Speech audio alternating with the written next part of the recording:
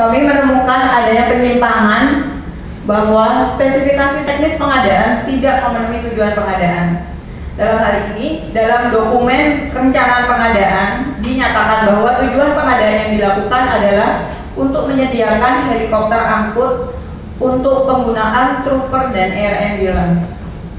Berdasarkan buku petunjuk pelaksanaan TNI AU tentang operational requirement alutsista dan non-alutsista dijelaskan bahwa helikopter angkut merupakan helikopter yang digunakan untuk misi operasi angkutan udara, SAR tempur maupun damai, ataupun penanganan pengungsian medis udara atau air ambulance. Adanya dugaan persekongkolan dalam pengadaan.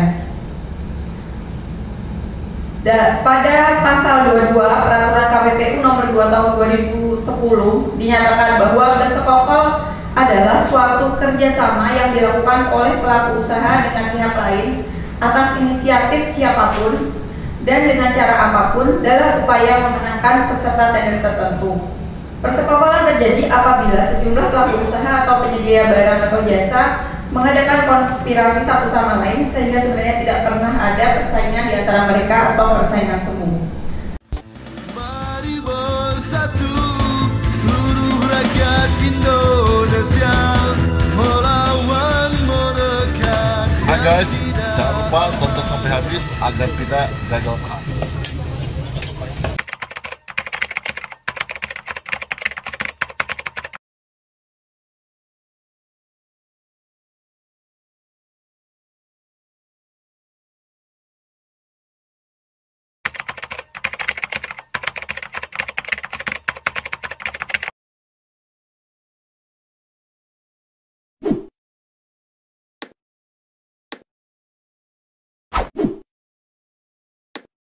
Irfan Kenbel ya, Irfan Kurniasa diduga dinyatakan terbuka untuk umum.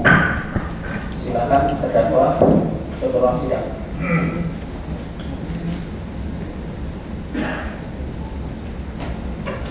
Silakan duduk.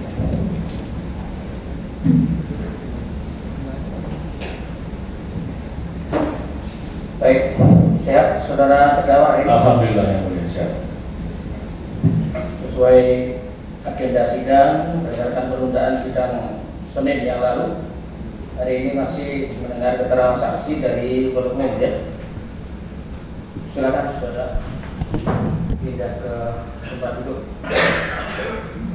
Penuntut umum hari ini yang akan diperiksa. Bagaimana perintah yang lalu kami tetap mengupayakan saksi yang akan dihadirkan, termasuk saksi yang Franciscus berdosa-dosa dan saksi Herbertus Hendaryono dan saksi Wisnu Wicaksono, Joko Kristiono dan Agus Supriyatna serta saksi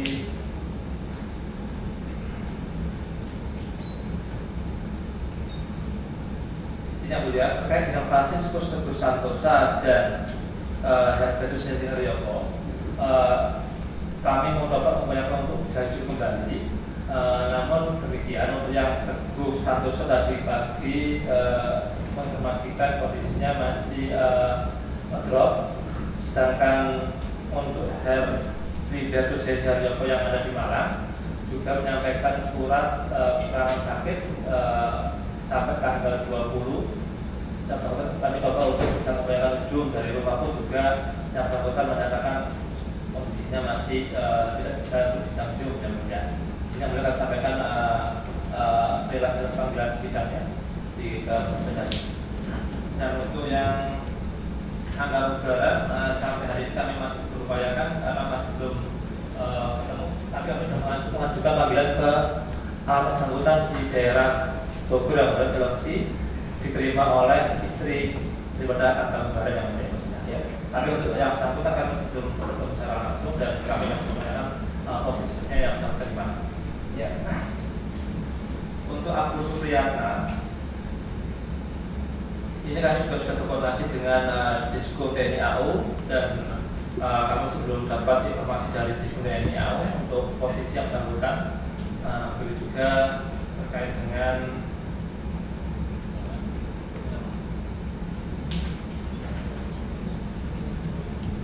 Supriyanto Basuki juga sama yang mulia, sama dengan seperti yang saya ya.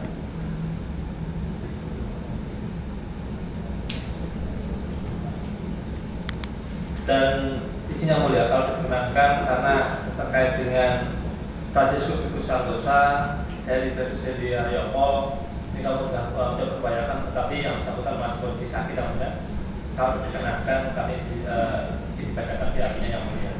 Sedangkan untuk Wisnu Wicaksono ini juga dapat tadi sama Joko pun juga sama ke Aceh yang mulia. Ya, hari ini juga kami ada ahli ahli kerugian negara, ahli kerugian negara.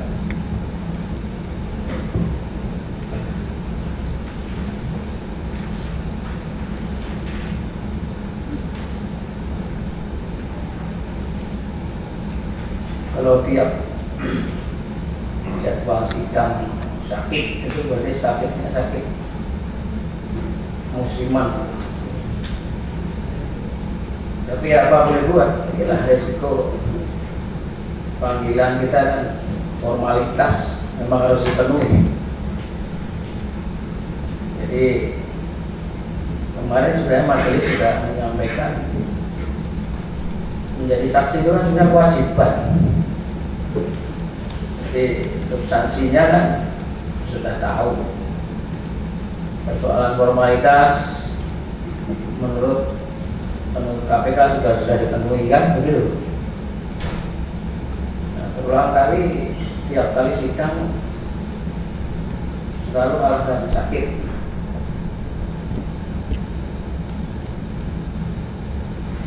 Nah, ini kan menjadi presiden. Akan menjadi presiden berikutnya. Nah, seperti majelis hakim kemarin sudah sampaikan, kita akan sabar sampai 1 kali sidang berikutnya. Kan yang menghadirkan saksi kan KPK, menurut KPK. Kalau nanti sampai persidangan dikemukakan datang tidak bisa juga hadir ya, apa boleh buat majelis kan? Tentu tidak akan mencari-cari saksi ke sana kemari.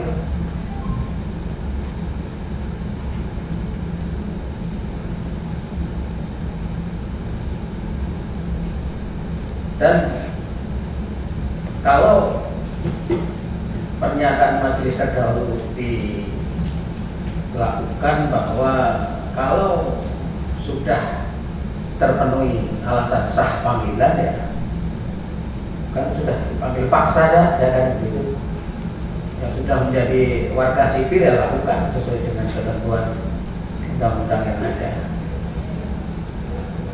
Tapi kembali kepada penuntut umum sebagai pihak yang akan menghadirkan saksi. Kita kasih kesempatan 1 minggu lagi ya. Ya, terus hari ini yang mau kita dengar siapa? Ahli yang ada kami ahli perhitungan kerugian negara. Baik, silakan dihadirkan. Baik. Kepada ahli Fikri Fauzi Tijari, silakan untuk sidang.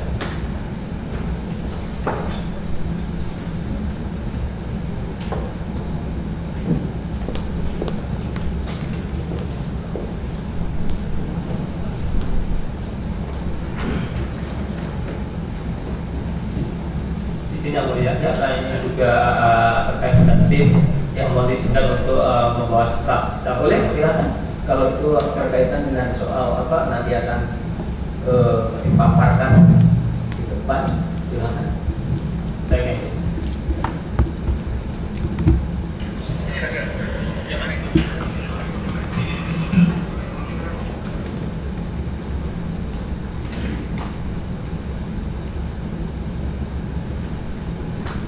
Baik, nanti silakan mic-nya diberikan. Kemudian kami minta kurikulum vitae surat tugas diserahkan ke depan.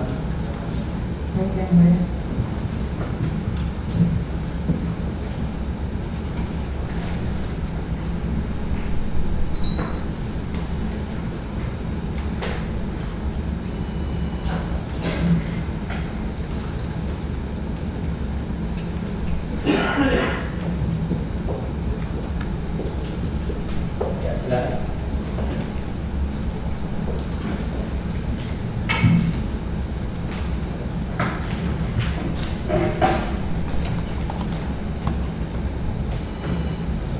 Ya, nama Kiki Fauzia Bidari, SPMkom, Prof. Asisi, CFD, CRMP, TIA ya.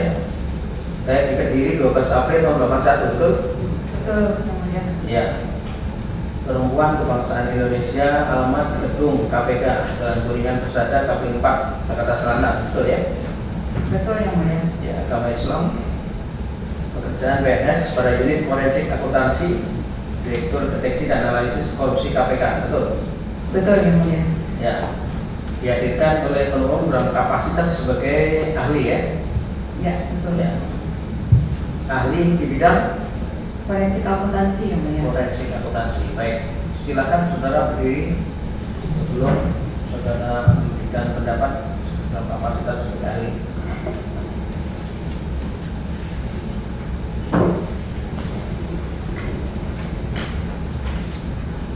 Ditirukan ya. Bismillahirrahmanirrahim. Demi Allah, saya bersumpah bahwa saya sebagai ahli akan memberikan pendapat ataupun keterangan berdasarkan pengetahuan dan keahlian yang saya miliki dengan sebenar-benarnya. Ya, silakan duduk.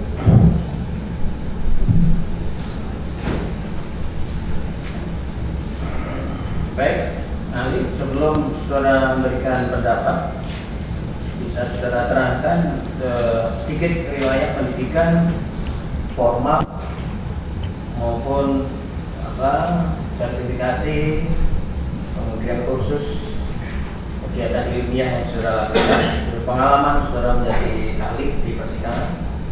Silakan. Baik, mohon izin menampilkan Ya. depan. Ya.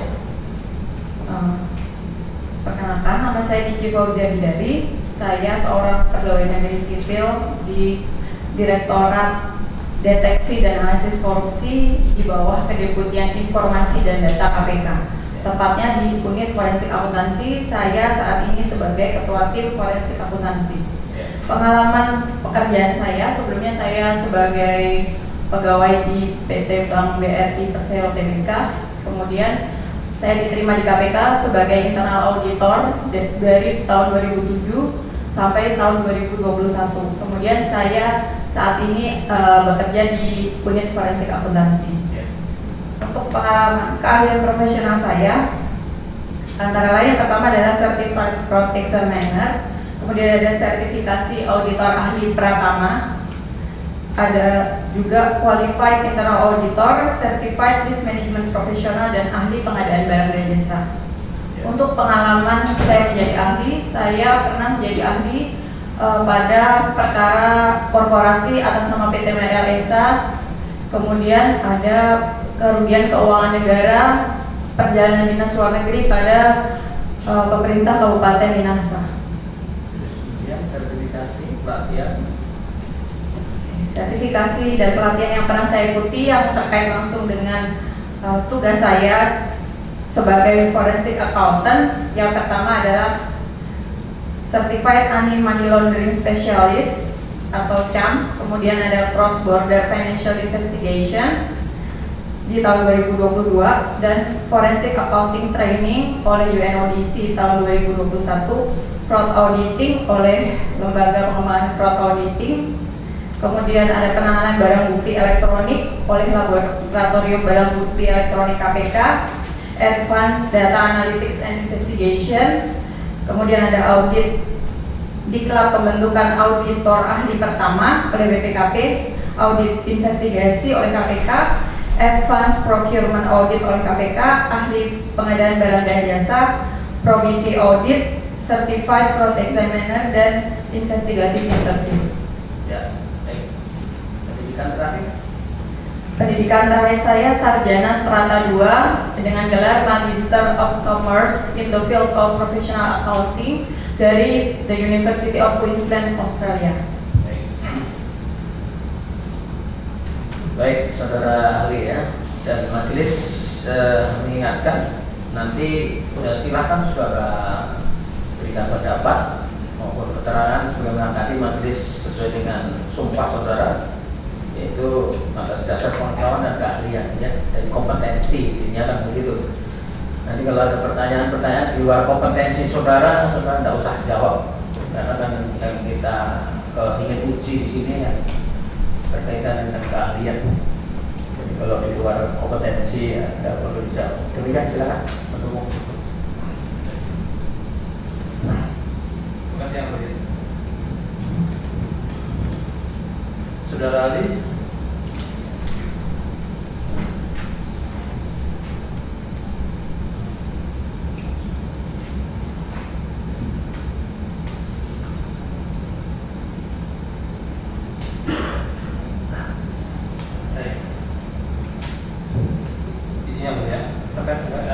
Saudara Ali, terkait dengan laporan perhitungan kerugian negara sudah ada ya?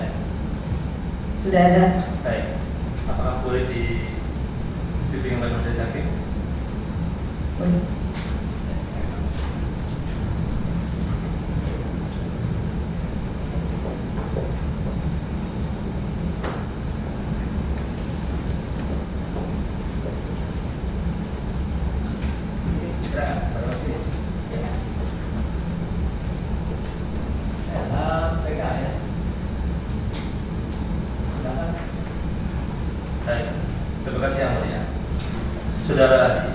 Saudara, kita hadirkan di bidang ini terkait dengan perhitungan kerugian keuangan negara, dan sudah menjelaskan mengenai saudara pengalaman maupun sertifikat yang punya.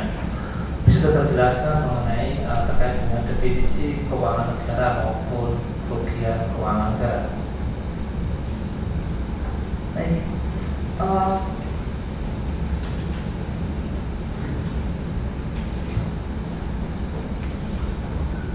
Yang dimaksud dengan keuangan negara yang kami gunakan dalam penugasan penghitungan kerugian keuangan negara perkara TPK pengadaan helikopter angkut AW101 di TNI Angkatan Udara tahun 2016 adalah berdasarkan pasal 1 angka 1 Undang-Undang Republik Indonesia nomor 17 tahun 2003 tentang keuangan negara, di mana menyatakan bahwa keuangan negara adalah semua hak dan kewajiban negara yang dapat dinilai dengan uang, serta segala sesuatu baik berupa uang maupun berupa barang yang dapat dijadikan milik negara berhubung dengan pelaksanaan hak dan kewajiban tersebut. Kemudian selanjutnya untuk kerugian negara atau daerah, kami berdasarkan pada pasal 1 angka 2 Undang-Undang Republik Indonesia nomor 1 tahun 2004 tentang perbendaharaan negara, di mana dinyatakan bahwa kerugian negara atau daerah adalah kekurangan uang, surat berharga, dan barang yang nyata dan pasti jumlahnya sebagai akibat perbuatan melawan hukum baik sengaja maupun lalai. Sambil menjelaskan mengenai penghitungan kerugian keuangan negara terkait dengan pengadaan helikopter AW101 ya. Baik. Setelah jelaskan apa yang mendasari, apa menjadi dasar saudara ahli melakukan penghitungan kerugian keuangan negara terkait dengan pengadaan helikopter angkut AW101 di TNI Angkatan Udara tahun 2017. Dasar penugasan kami yaitu yang pertama adalah Peraturan Komisi Nomor 7 Tahun 2020 tentang Organisasi dan Tata Kerja Komisi. Kemudian yang kedua adalah nota dinas dari Direktur Penyidikan terkait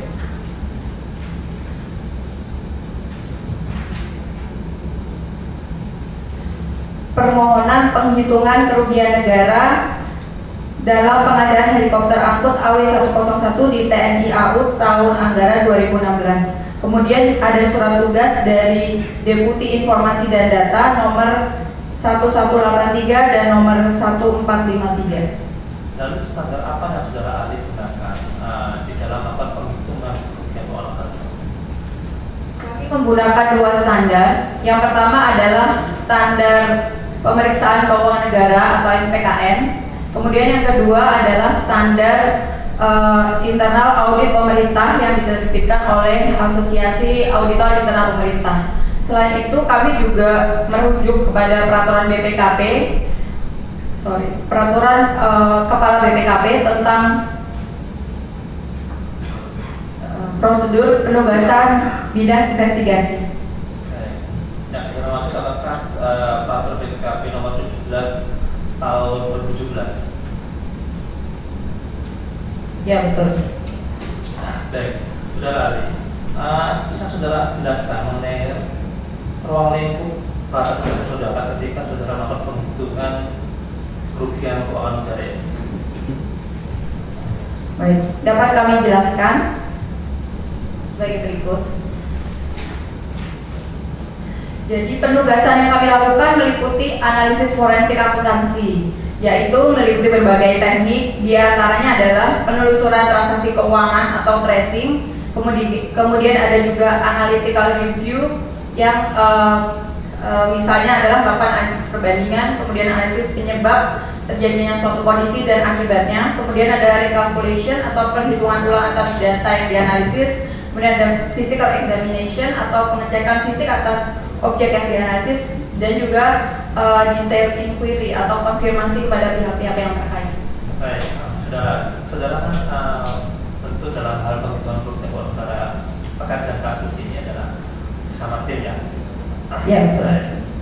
Bisa saudara jelaskan secara detail bagaimana saudara bisa melakukan penghitungan kerugian keuangan negara dalam kasus pengadaan helikopter AW ini dari mulai kapan bagaimana sampai kesimpulan bagaimana? Baik, mohon izin untuk mengambil paparan. Baik, silakan.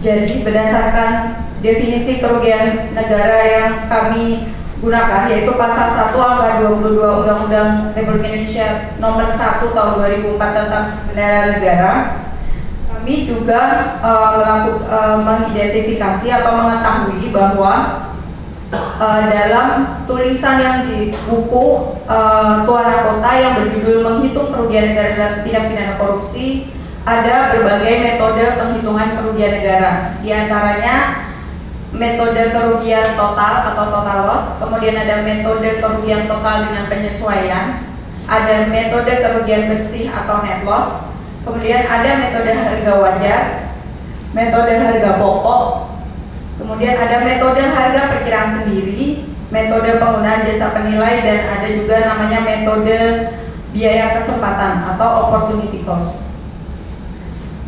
Nah, penentuan metode dalam penghitungan kerugian keuangan negara bersifat kasuistis, tergantung dari penyimpangan yang terjadi. Sehingga kami menggunakan pendekatan ini dalam penghitungan kerugian keuangan negara perkara helikopter AW101 di TNI AU tahun 2016. Yang pertama, kami melakukan identifikasi atas penyimpangan-penyimpangan yang terjadi sejak proses penganggaran, penyembelihan penyedia, pelaksanaan, pembayaran, dan pertanggungjawaban berdasarkan bukti yang cukup kompeten dan relevan. Kemudian dari hasil identifikasi tersebut kami juga mengidentifikasi ketentuan peraturan perundang-undangan atau peraturan yang berkaitan atau yang dilanggar dalam penyimpangan-penyimpangan yang kami temukan. Kemudian selanjutnya kami melakukan analisis tentang hubungan antara penyimpangan-penyimpangan dengan kerugian keuangan negara yang terjadi akibat dari penyimpangan-penyimpangan tersebut. Dari sinilah hasil dari analisis yang kami lakukan menjadi dasar dalam penentuan metode penghitungan kerugian negara.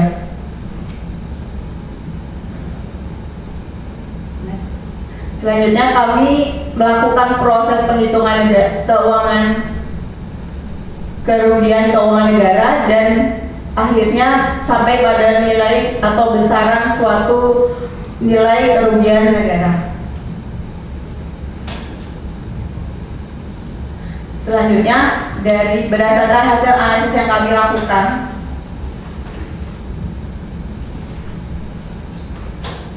kami menemukan adanya penyimpangan bahwa spesifikasi teknis pengadaan tidak memenuhi tujuan pengadaan. Dalam hal ini, dalam dokumen perencanaan pengadaan dinyatakan bahwa tujuan pengadaan yang dilakukan adalah untuk menyediakan helikopter angkut untuk penggunaan trooper dan air ambulance. Berdasarkan buku petunjuk pelaksanaan TNI AU tentang operational requirement alutsista dan non-alutsista dijelaskan bahwa helikopter angkut merupakan helikopter yang digunakan untuk misi operasi angkutan udara, SAR tempur maupun damai, ataupun penanganan pengungsian medis udara atau air ambulance. Berdasarkan laporan hasil ahli ITB tentang hasil investigasi menyatakan bahwa spesifikasi teknis yang disusun oleh TNI AU tidak memenuhi spesifikasi fungsional dan konfigurasi helikopter militer angkut untuk penggunaan trooper dan air ambulance karena tidak memenuhi fitur dan perlengkapan standar helikopter angkut untuk pelaksanaan misi. Berdasarkan hasil analisis tim AF yang kami lakukan, spek tek yang ditetapkan dalam pengadaan menggunakan spek tek helikopter VVIP dengan melakukan penyesuaian, yaitu diantaranya dengan adanya cargo door on the starboard side. Hal ini tidak sesuai dengan pasal 5 Perpres 54 tentang PBJ, kemudian pasal 6 Perpres tentang PBJ, dan Permenhan pasal 9 tentang etika dalam pengadaan alutsista. Kemudian yang kedua adalah adanya dugaan persekongkolan dalam pengadaan.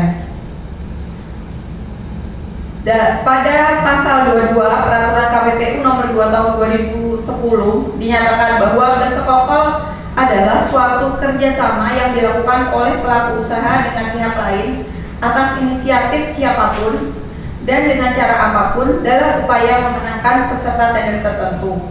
Persekongkolan terjadi apabila sejumlah pelaku usaha atau penyedia barang atau jasa mengadakan konspirasi satu sama lain sehingga sebenarnya tidak pernah ada persaingan di antara mereka atau persaingan semu.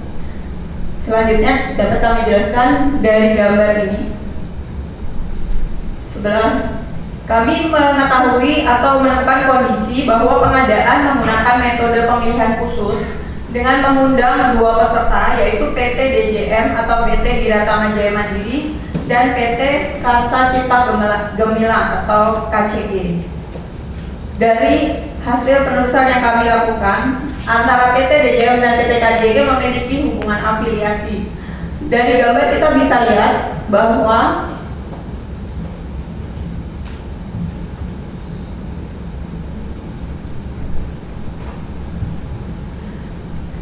PT KCG dan PT DJM memiliki alamat domisili yang sama, yaitu pada gedung perkantoran Bidakara lantai 1 Jalan Jenderal Gatot Subroto, Tamrin 71 sampai 73. Kemudian Irfan Kurnia Saleh yang adalah direktur dan pemegang saham PT DJM sebelumnya adalah komisaris PT KCG. Kemudian juga bahwa adanya hubungan jabatan organ perusahaan dan hubungan perkawinan antar organ perusahaan, yaitu antara Aryawan yang merupakan komisaris dan pemegang saham PT KCG dengan Rosita Abednego yang merupakan komisaris dan pemegang saham PT DJM. Hubungan inilah yang merupakan hubungan yang menyebabkan adanya persaingan semu. Persekongkolan antara PT DJM, dugaan persekongkolan antara PT DJM dan PT KCG dalam pengadaan helikopter angkut AW101 masuk ke dalam kategori persekongkolan horizontal, yaitu persekongkolan yang terjadi antara pelaku usaha atau penyedia barang dan jasa dengan sesama pelaku usaha atau penyedia barang dan jasa pesaingnya. Selain fakta tersebut, kami juga menemukan kondisi bahwa dalam proses unleasing, PT KCG diwakili oleh pegawai PT DJM, yaitu Angga Menggaran, dan setelah adanya proses pengadaan, 99 saham PT KCG dimiliki oleh PT Diratama Global Investama atau DGI yang didirikan dan dikuasai oleh Irfan Kurnia Saleh. Hal tersebut bertentangan dengan prinsip pengadaan bersaing, Kemudian ada Undang-Undang Nomor 5 Tahun 99 tentang larangan praktek monopoli dan persaingan usaha sehat, Peraturan KPPU Nomor 2 Tahun 2010 tentang pedoman Pasal 22, Undang-Undang Nomor 5 Tahun 99 yang menyatakan bahwa larangan persekongkolan meliputi kerjasama antara dua pihak atau lebih dan menciptakan persaingan semu. Kemudian juga Permenhan Nomor 17 Tahun 2014 tentang etika dalam pengadaan alutsista.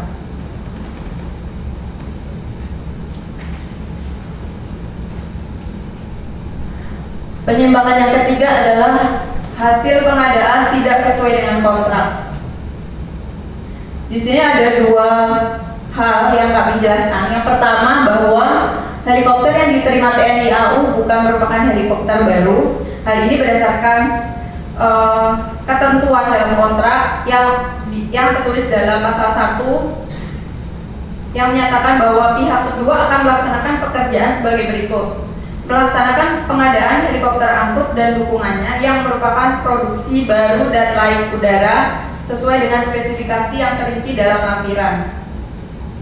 Berdasarkan hasil analisis ahli ITB menyimpulkan bahwa helikopter AW101-646 dengan serial nomor 50248 yang diserahkan oleh PT Diratama Jaya Mandiri tidak dalam kondisi baru dengan jam dan siklus pemakaian atau flight hours dan flight cycles yang jauh melewati batas kewajaran atau dengan kata lain bekas. Kemudian berdasarkan penelusuran lebih lanjut oleh tim AF pada situs Helis Database 30460 yang diakses tanggal 7 Juli 2022 menunjukkan bahwa helikopter dengan nomor seri produksi tersebut telah digunakan oleh Perdana Menteri Inggris David Cameron dan delegasi pada NATO Summit tanggal 4 September tahun 2014. Kemudian yang kedua adalah helikopter yang diterima TNI AU tidak memenuhi spesifikasi. Salah satu spesifikasi yang dipersiapkan dalam lampiran dua kontrak adalah adanya support for stretchers and seats. Dari hasil ahli ITB menyatakan bahwa heli yang diserahkan pintu belakangnya menggunakan pintu dengan tangga atau rear air stair door. Konfigurasi pintu tersebut tidak mendukung mobilisasi menggunakan tandu atau stretcher dan menghalangi pergerakan dalam melaksanakan misi medical evacuation.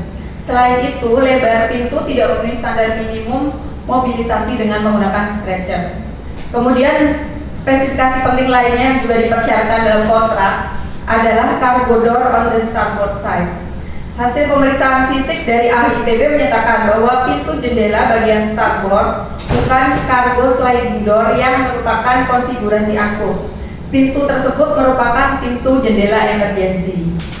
Kemudian, pada konfigurasi heli angkut seharusnya ada fitur sliding cargo door yang akan mendukung mobilitas pasukan dan medical evacuation.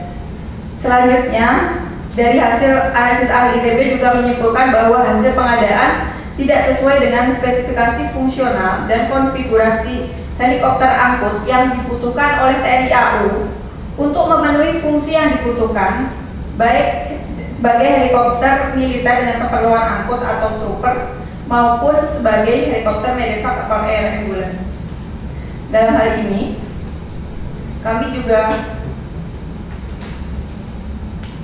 menemukan bahwa hasil pemeriksaan Komite Pemeriksa Material atau KPM tanggal 12 sampai 13 Agustus 2019 menyatakan bahwa support for stretchers and seats dan cargo door on the starboard side dinyatakan tidak ada.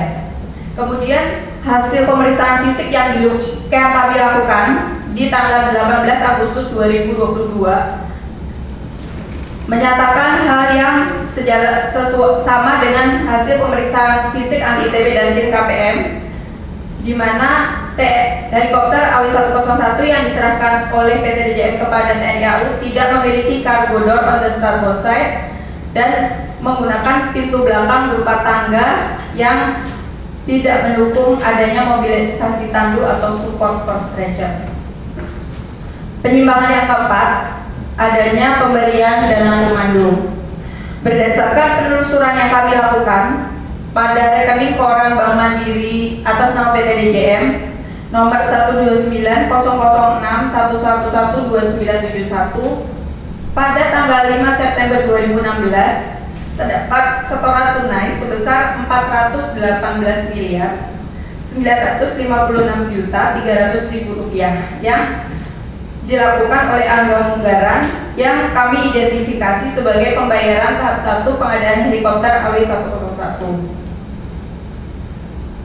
Berdasarkan rekalkulasi yang dilakukan tim AF, diketahui bahwa pembayaran tahap 1 seharusnya yang diterima oleh PT DJM adalah sebesar 436.689.900.000, yaitu dari nilai pembayaran 443 miliar sekian dikurangi pajak. Selisih antara pembayaran yang seharusnya dengan yang masuk ke rekening PT DJM adalah sebesar 17.073.600.000. Berdasarkan informasi yang kami terima, kami mengetahui bahwa nilai sebesar tersebut adalah merupakan dana komando. Selanjutnya, hal ini tidak sesuai dengan Permenhan nomor 17 tahun 2004, yaitu pasal 9 huruf G, tidak menerima, tidak menawarkan atau tidak menjanjikan atau memberi atau menerima hadiah imbalan komisi rabat dan berupa apa saja dari atau kepada siapapun yang diketahui atau patut diduga berkaitan dengan pengadaan alutsista TNI. Kemudian penyimpangan yang kelima adalah kami menemukan bahwa skema pembayaran kontrak tidak sesuai dengan ketentuan. Berdasarkan Perpres 54 tahun 2010 dinyatakan bahwa pembayaran prestasi pekerjaan adalah dalam bentuk pembayaran bulanan, pembayaran berdasarkan tahap penyelesaian pekerjaan atau termin, kemudian pembayaran secara sekaligus setelah penyelesaian pekerjaan. Pembayaran yang ditetapkan dalam pengadaan helikopter AW101 menggunakan skema 60% tahap 1, 20% tahap 2, 10% tahap 3, dan 10% tahap 4. Berdasarkan analisis yang dilakukan, kami menemukan bahwa pembayaran yang dilakukan untuk termin 1 dilakukan dalam rentang waktu 38 hari setelah penandatangan kontrak. Menurut surat dari Agusta Westland yang ditandatangani oleh Lorenzo Karyani menyatakan bahwa penyelesaian produksi helikopter AW101 yang sudah berada dalam tahap advance status of assembly membutuhkan minimal waktu 12-16 bulan. Dengan demikian, penyelesaian tahapan produksi helikopter AW101 mencapai 60% tidak mungkin dapat dicapai dalam waktu 38 hari. Dengan demikian, skema pembayaran yang ditetapkan tidak dilakukan berdasarkan tahapan penyelesaian pekerjaan yang real. Dari penyimpangan-penyimpangan tersebut, kami terdapat 2 penyimpangan yang menjadi alasan utama kami dalam menentukan metode penghitungan kerugian keuangan negara, yaitu dengan metode kerugian total. Dapat kami jelaskan sebagai berikut.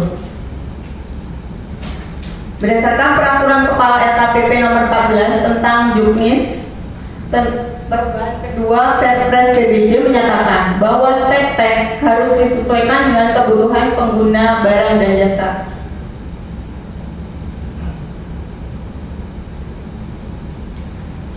Dengan demikian, penyusunan spektek itu sendiri harus memenuhi tujuan dari pengadaan. Dalam hal ini, dalam pengadaan helikopter AW101 di TNI AU tahun 2016, spektek yang digunakan tidak dapat memenuhi tujuan, yaitu tadi sudah kami sebutkan untuk penggunaan trooper dan air ambulance.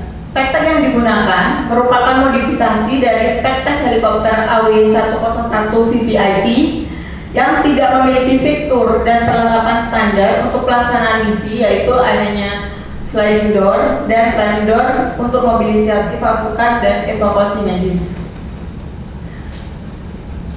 Selain itu, helikopter AW101 yang diserahkan juga tidak memenuhi kontrak karena bukan merupakan helikopter baru dan tidak ada support for stretchers and cargo door on the starboard side. Dengan demikian, kami menyimpulkan bahwa tujuan pengadaan helikopter angkut AW101 di TNI AU tidak terpenuhi, yaitu untuk penggunaan trooper dan air ambulance sejak tahap perencanaan, yaitu penetapan spesifikasi sampai dengan hasil pengadaannya.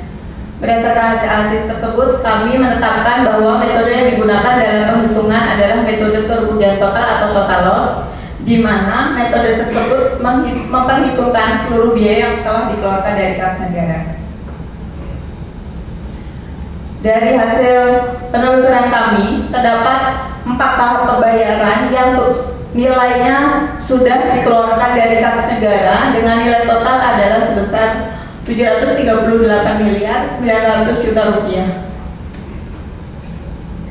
Sehingga berdasarkan perhitungan tersebut, dengan menggunakan metode kerugian total, disimpulkan bahwa kerugian negara atas dugaan tindak pidana korupsi pengadaan AW101 di TNI Angkatan Udara tahun 2016 adalah senilai pengadaan helikopter angkut, yaitu sebesar 738 miliar 900 juta rupiah.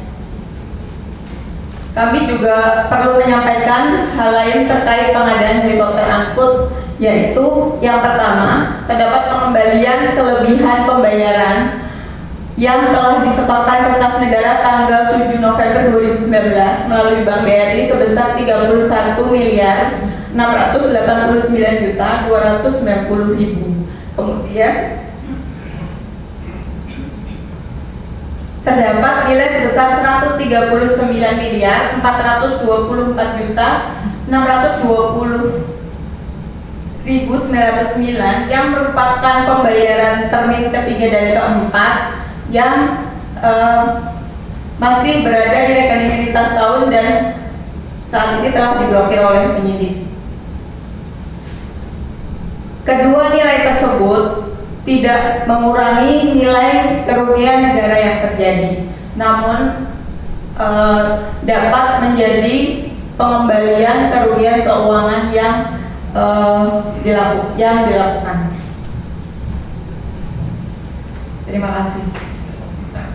Terima kasih.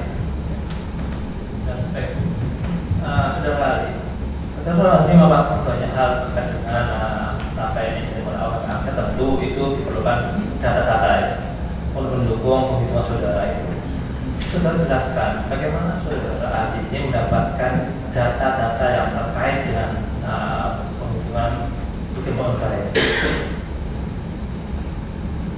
Dapat kami jelaskan bahwa seluruh data dokumen yang kami gunakan dalam penugasan analisis penghitungan kerugian keuangan negara ini berasal dari penyidik KPK, dari sumber terbuka yang kami lakukan penelusuran, kemudian berasal dari konfirmasi atau permintaan keterangan kepada pihak terkait, dan juga berasal dari pengecekan fisik yang kami lakukan. Baik, berarti saudara harus melakukan validasi ke lapangan juga, Bu ya? Iya. Baik. Saudara Adi, terkait dengan tadi saudara laporan dari itu, apakah itu akan dalam bentuk laporan kerugian keuangan negara? Iya betul. Kami menuangkan dalam laporan LHAF 05 /DNA/08 tahun 2002 tanggal 31 Agustus 2022. Terima kasih. Ya, tadi terkait dalam hasil dari tim menyebutkan adanya persekongkolan dalam pengadaan, di mana adanya dua perusahaan yang sama-sama dikendalikan oleh Pak Irfan ikut dalam pengadaan ya. Secara intinya begitu ya. Iya. Ya, oke. Apakah pada saat tim forensik itu melakukan penelusuran data, itu apakah kedua perusahaan ini yang kemudian mengajukan penawaran kepada TNI itu menggunakan alamat yang sama?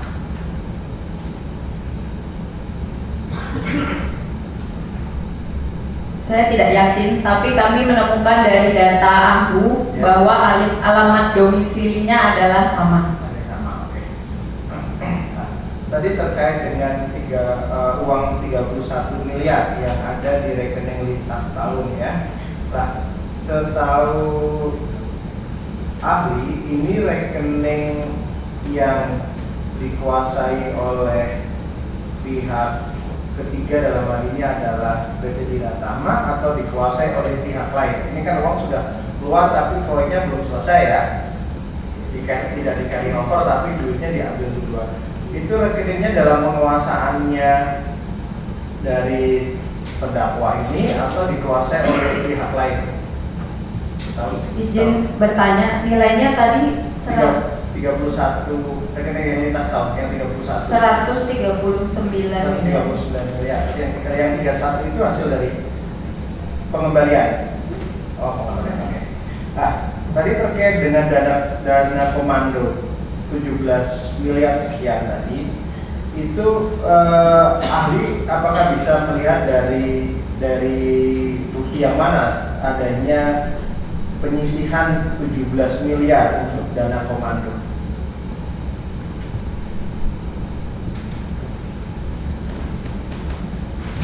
Kami mengetahui dari rekalkulasi yang kami lakukan, yaitu dari jumlah pembayaran pertama sejumlah 60% nilai kontrak sebesar 443 miliar 340 juta rupiah. Kemudian ada pajak penghasilan dengan tarif atau PPh 22 dengan tarif 1,5% dengan nilai 6 miliar 650 juta 100 ribu, yang jumlah bersih pembayaran tahap 1 yang seharusnya diterima adalah 436 miliar 689 juta 900 ribu rupiah. Kemudian nilai yang disetor ke rekening PT DJM sejumlah 418 miliar 956 juta 300 ribu, sehingga selisihnya sebesar 17 miliar 733 juta 600 ribu. Kemudian kami bertanya atau melakukan konfirmasi pada penyidik, dan kami mengetahui dari informasi BAP bahwa nilai sebesar tersebut adalah dana komando. Tadi terkait ketika penyusunan laporan ini, ahli selain dari BAP, apakah ahli juga mendasarkan kepada laporan dari ahli-ahli yang lain dalam membuat laporan kemudian bisa menyimpulkan terjadinya kerugian keuangan negara dengan tadi cara perhitungannya adalah total loss? Betul. Ya. Kami mendasarkan dari laporan hasil investigasi ahli ITB. Selain itu apakah ada hasil ITB?